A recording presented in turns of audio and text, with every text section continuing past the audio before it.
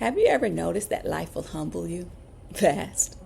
You could be feeling good in the morning, confident, hopeful, ready, and by the afternoon, all of that is out the window, all because of a rejection, a delay, a closed door, a bill, a disappointment, an awkward moment, a wave of self-doubt you didn't see coming.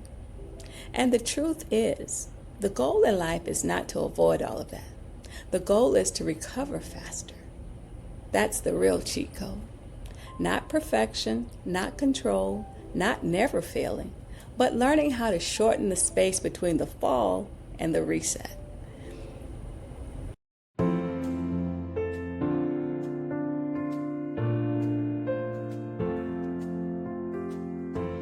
Hey, I'm Vanessa, and welcome back to Ways of Change, where I document my journey of searching for an overseas job, building a new chapter, and learning how to stay grounded while life stretches me in real time.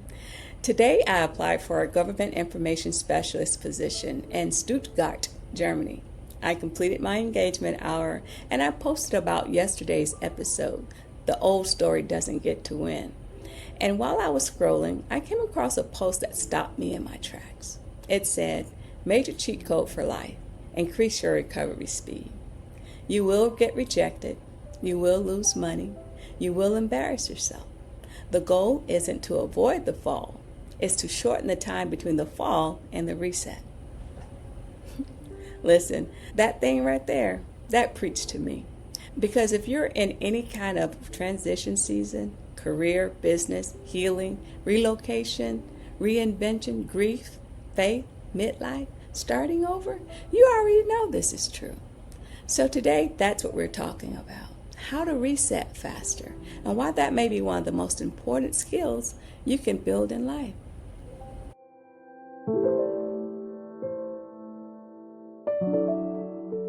I think one of the biggest lies people believe is that successful people figured out how to avoid failure. But that's not what happened. Most of the time, they just learn how to not stay down too long. That's the difference. Because falling, that's part of life. Getting rejected, part of life. Feeling embarrassed, part of life. Trying something and realizing you're not instantly amazing at it, definitely part of life. And I think a lot of us waste so much energy trying to build a life where nothing ever goes wrong, instead of building the emotional muscle to get back up when it does. That quote said the goal isn't to avoid the fall. And honestly, that's freeing for me. Because some of us are exhausted trying to be perfect, trying to say the perfect thing, do the perfect thing, post at the perfect time, apply with the perfect resume, look polished all the time, sound confident all the time, never miss, never wobble, never have a bad day. But life doesn't reward perfection the way we think it does. Life rewards resilience. Resilience isn't just about surviving hard things. It's also about how quickly you recenter after the hard thing happens. How quickly can you move from that hurt to, but I'm still here? How quickly can you move from that disappointed me to, okay, what's next? How quickly can you move from this didn't go the way I'd hoped to I'm not going to let this one moment define the rest of my day? That's recovery speed. And let me be clear, I'm not saying don't feel what you feel. I'm not saying ignore your emotions.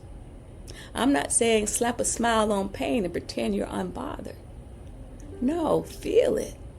Acknowledge it. Be honest. Be human. But don't build a house in a place where you are only meant to pass through. That's the key. You can feel disappointment without being defeated. You can experience a setback without turning it into your identity. You can have a bad moment without deciding your whole life is going badly. That's a skill. And I think it's one a lot of us are being forced to learn in this season.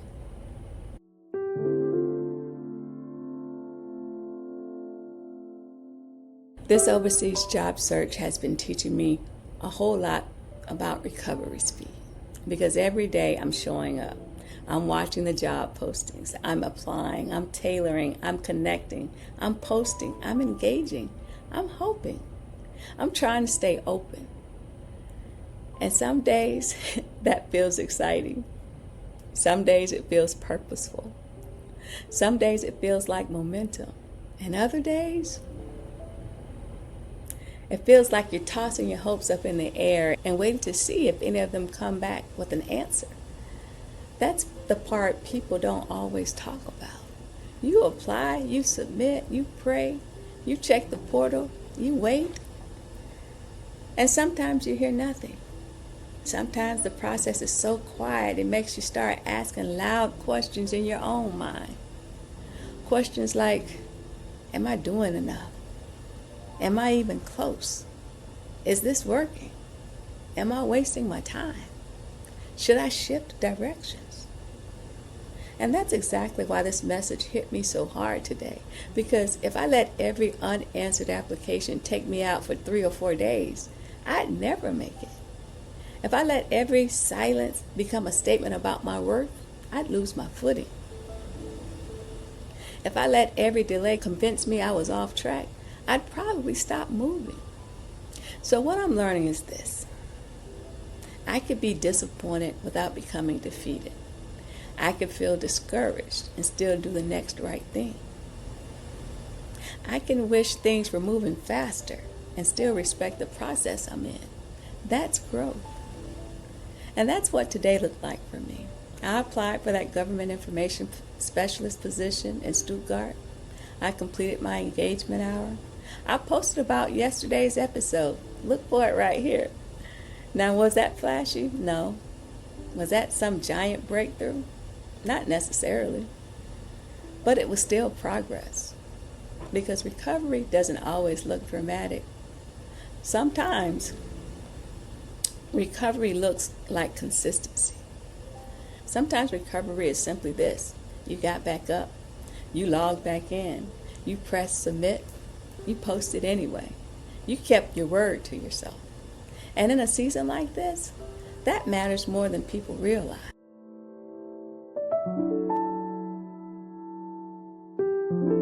The more I thought about that quote, the more I realized something else. Recovery speed is a form of emotional fitness. It's not about never getting hurt. It's about not staying emotionally stuck longer than necessary. And I say that with compassion because sometimes what we're reacting to in the moment isn't just the moment. Sometimes today's disappointment taps into yesterday's wounds. Sometimes one rejection wakes up 10 old rejections. Sometimes one setback pulls on a whole history of feeling overlooked, delayed, dismissed, or not enough. So now it's not just about this one thing that happened today. It's also about everything that thing reminded you of. That's why emotional weight can feel heavier than the moment itself. And that doesn't make you weak. It makes you human. But here's the good news. You can build recovery muscles. You can learn how to catch that spiral earlier. You can learn how to soothe yourself quicker. You can learn how to stop turning temporary pain into permanent conclusions. You can learn how to say, this hurt, but it didn't destroy me. This is disappointing, but it's not definitive. This is uncomfortable, but discomfort is not danger. This didn't go how I hoped, but I still have options. That is emotional fitness. And I think a lot of us need to stop measuring strength by how much pain we could carry in silence. Sometimes strength looks like this. How quickly can I come back to myself? Not the performative self, not the I'm fine self, not the version of me that wants to look unbothered for everybody else. I mean the grounded self, the clear self, the honest self, the steady self, the version of me that could breathe, regroup, and keep going. That's recovery.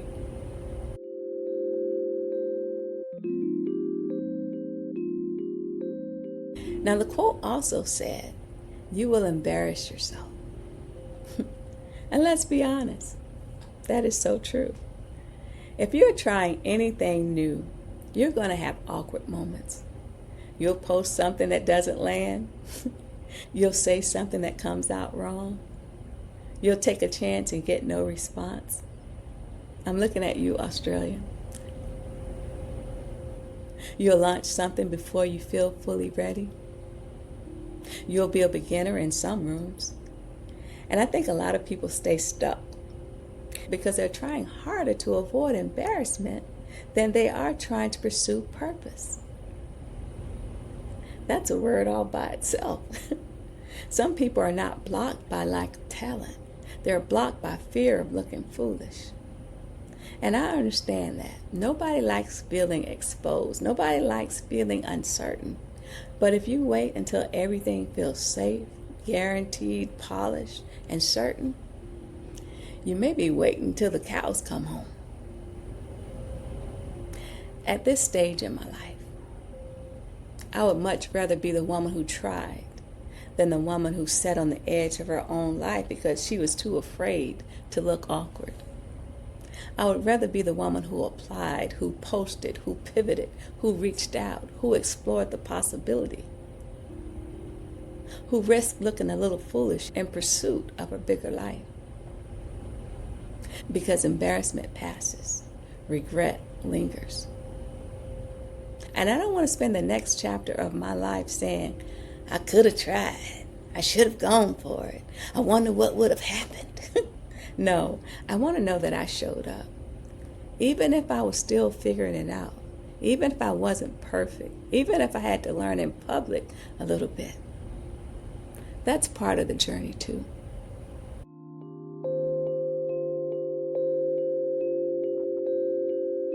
I really believe the reset is the real skill. The reset is what keeps you in the game. The reset looks like crying and then sending the next email.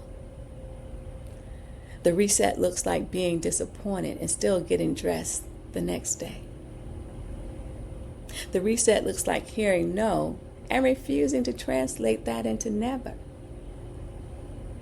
The reset looks like saying, okay, today wasn't great, but I'm not going to make it worse by abandoning myself. That's the reset.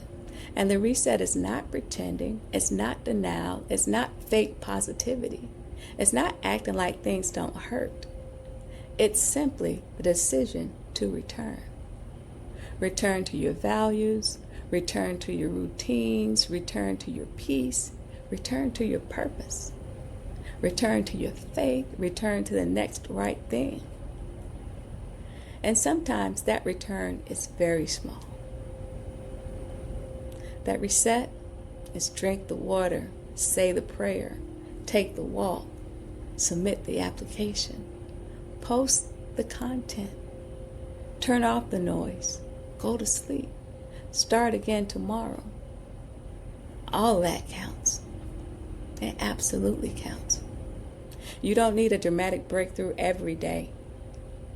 Sometimes what changes your life is your willingness to keep resetting before discouragement becomes your default setting. That's something I'm actively practicing right now. Not because I've mastered it. Not because I never get tired. Not because I always know how this is all going to work out. But because I'm realizing that if I can shorten that gap between disappointment and recentering, I can protect my peace while still pursuing more. And that's powerful.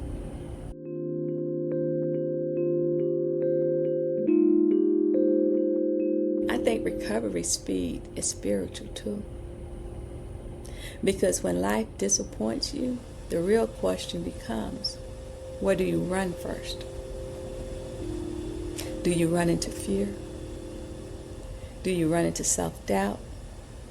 Do you run into old stories that tell you this setback means something is wrong with you? Or do you run back to God?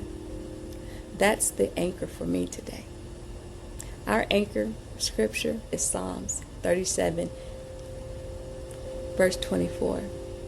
Though he fall, he shall not be utterly cast down. for the Lord upholdeth him with his hand. This verse is powerful because it acknowledges that falls will happen, but it also reminds us that we won't be destroyed by them. We are still held. So maybe the goal isn't to avoid every fall. Maybe the goal is to return to God faster than we return to hopelessness. That's the word for me today. Not that I'll never stumble. Not that I'll never get discouraged. Not that I'll never have moments where I wonder what's next. But even then, I'm still held. And so are you. Today taught me that momentum is often quieter than we expect. It doesn't always come with applause. It doesn't always come with immediate evidence. It doesn't always come with visible reward. Sometimes momentum simply sounds like this. I didn't quit today. I applied today. I engaged today. I posted today. I showed up today. And there's something sacred about that kind of consistency. Every time you reset, you cast a vote for the future version of yourself. You tell your dream, I still choose you. You tell your fear, you do not get the final say. You tell your life, I may bend, but I will not break. That is what I want for somebody watching this to really hear. If today was hard, that doesn't mean you're failing. If last week was disappointing, that doesn't mean you're off course. If you've had to regroup more times than you could count, that doesn't mean you're a failure. It simply means that you're in a season that's strengthening your recovery speed. Maybe the lesson right now is not how to avoid falling. Maybe it's how to stop turning every fall into a funeral. Maybe it's how to get back up a little quicker. Maybe it's how to trust yourself sooner. Maybe it's how to remember that one hard moment is not the whole story. That's the lesson I'm holding on to today. So at this moment, this is what I'm sitting with. The goal isn't to avoid the fall. The goal is to shorten the time between the fall and the reset. Because there will be rejection. There will be delays. There will be awkward moments. There will be disappointments. There will be days when you wonder whether any of this is working. But your power is not in controlling every outcome. Your power is how intentionally, how gently, and how faithfully you come back to yourself after life knocks you sideways. That's the cheat code. Not perfection, not pretending, not applause, not image management. Recovery, faster recovery, wiser recovery, gentler recovery. And maybe that's the encouragement for today. You don't have to be fearless. You don't have to be flawless. You don't have to never fail. You just have to learn how to reset again and again and again. Until the thing that used to take you out for a month only takes you out for a day. Until the thing that used to take you out for a day now only takes you out for an hour. Until one day you realize, wait a minute, I come back quicker now. I trust God quicker now. I steady myself quicker now. I don't stay down like I used to. That's growth. And that is a beautiful thing. If this message resonated with you, let me know in the comments. Are you in a falling season or a resetting season? And if you're somewhere in between, that counts too. Hey friend, I'm Vanessa and this is Waves of Change. Thank you for being here with me for day 73 of this journey. Thank you for watching. Thank you for growing with me. And I'll see you tomorrow for another episode. Another step, another lesson, and another reminder that starting over doesn't mean starting from nothing. It just means you're brave enough to begin again. Bye now.